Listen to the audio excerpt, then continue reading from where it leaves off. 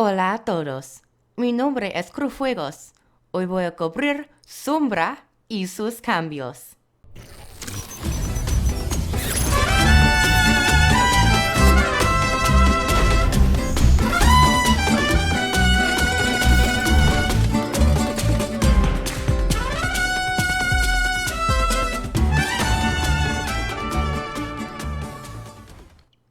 And for those of you who have no idea what I just said, I shall repeat in English.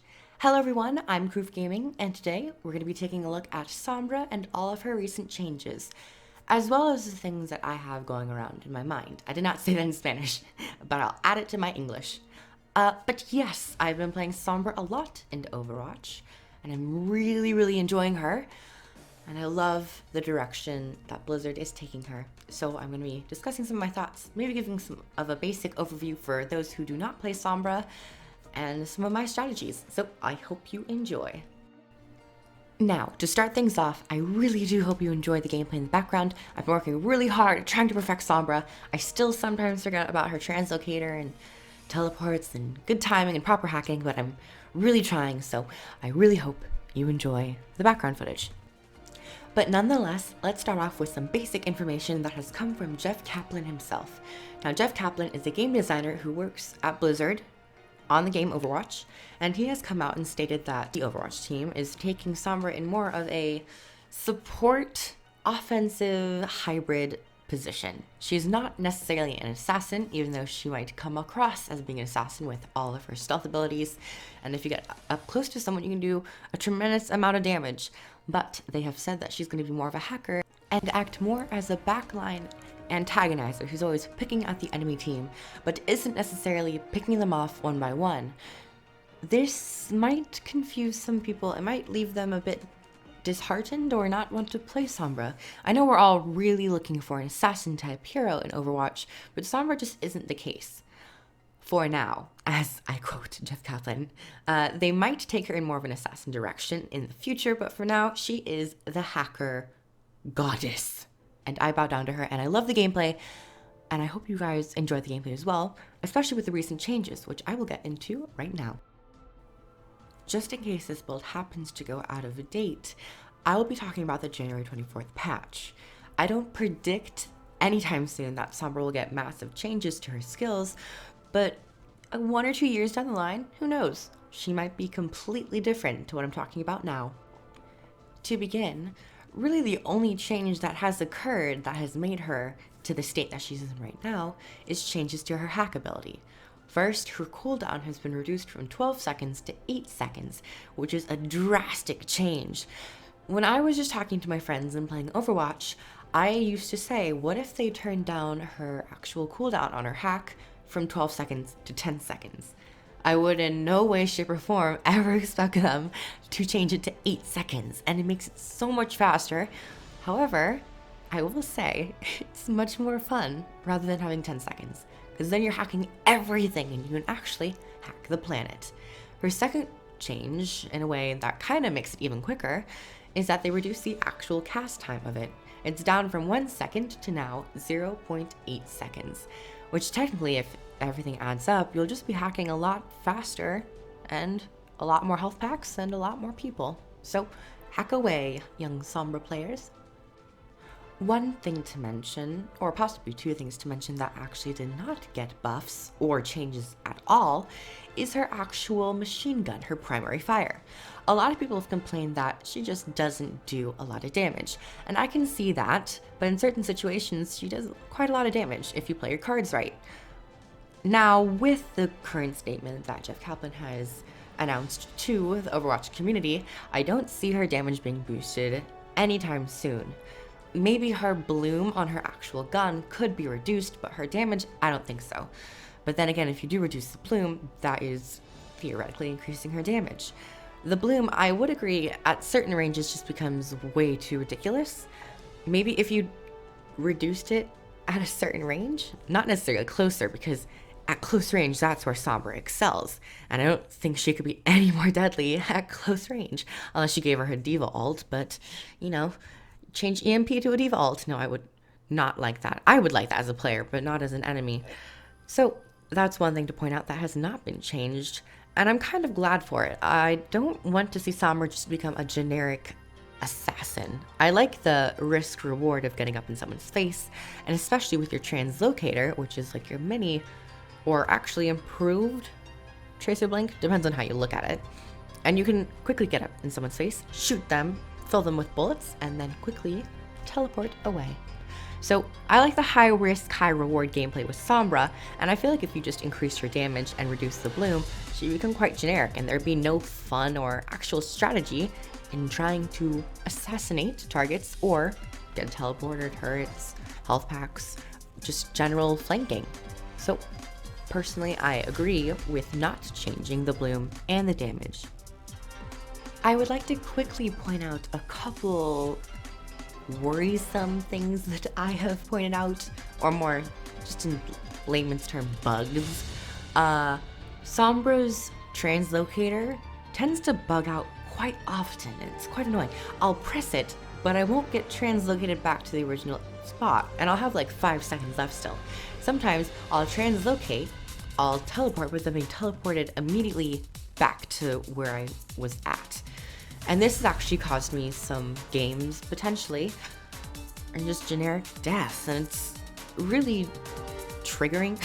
I'm triggered, but it's really, really sad, and it really puts, it really gets you pissed. I'll just say it like that. It really does get you pissed, because especially when you're in a middle of a fight, and you want to get out of there quickly, and you know your translocator's up, and you have 5 seconds left, and you press it, and you don't go anywhere, or you happen to translocate out of there, but you still somehow manage to get hit by a Hanzo arrow, or a Symmetra orb, and you're just like, that, what? I was out of there. So that's slightly worrisome for me, and I hope they potentially fix that, unless it's like intentional, and it doesn't feel right. If it's intentional, I would highly implore the Blizzard staff and the Overwatch staff to maybe look at it give it a second idea. Like, I don't know, because it doesn't seem satisfying, especially when you're in the middle of a fight, as I just said, and you teleport and you don't go anywhere. It just really pisses people off. Another thing is her actual invisibility. I've heard a lot of people suggest this idea of after you come out of invisibility, there's a short time frame where you can't really do anything, and I actually agree with this. I feel like if you were to immediately go out of stealth and then just immediately shoot people down, that would increase your damage, theoretically. And that way you would not have to actually increase her bloom or her actual damage per bullet. So another possible idea, and I know a lot of people have been repeating this and just spewing this idea out, but I think the more we enforce it, the more it could possibly become a thing. Maybe it's a bug, but if it's actually intended in the Sombra toolkit, we might just have to work around it. Who knows? We'll have to see. And that has been all the major updates to Sombra's toolkit since her launch, or just recently this patch. There's been some other things that have been changing, but this is the latest patch. Let me just emphasize that again. Latest patch. If this happens to go out of date, I will probably make another video on it because I'm really enjoying Sombra. But now to move on to some more tips, more generic tips. If you're a pro Sombra player, probably don't need to know about this, but maybe if you just want to watch, who knows.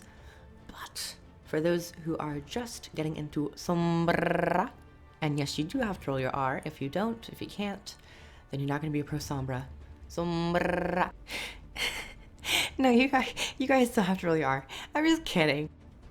The first tip I have is to get in the mindset that stealth is your greatest ally.